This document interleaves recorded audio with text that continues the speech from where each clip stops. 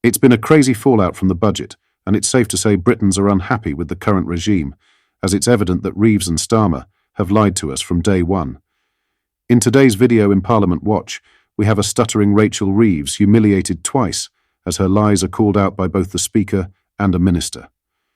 But first, hit the like button and subscribe to the channel to keep up to date with all things British politics.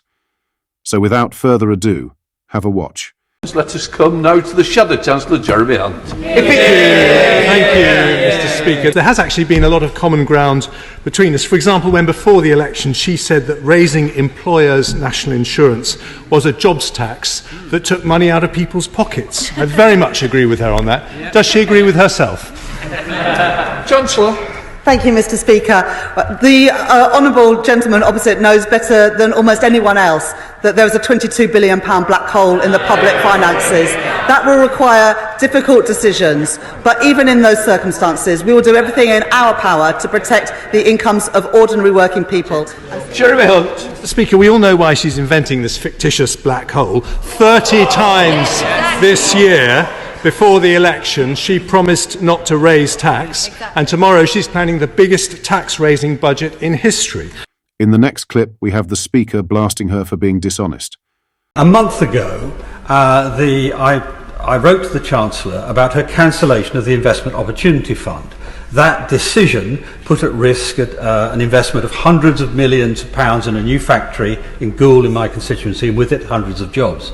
2 weeks ago I chased up that letter and was told I was going to get a reply. I was even given a reference number. And then yesterday at 1 o'clock on the dot, I got a timed email telling me the Treasury was not going to answer my question and was handing it off to somebody else. This was a dishonest piece of obfuscation to avoid accountability before the budget debate. I hope it's not a harbinger of things to come, but will she remind her colleagues in Cabinet of their direct responsibility to us for our constituencies and answer and treat it properly in future? And in fairness, as he's brought me into the debate, I'm also concerned. I do not expect ministers not to reply to honourable members of this House, whatever side they're from. But worse than that, at the last minute, to transfer that answer to someone else is totally unacceptable.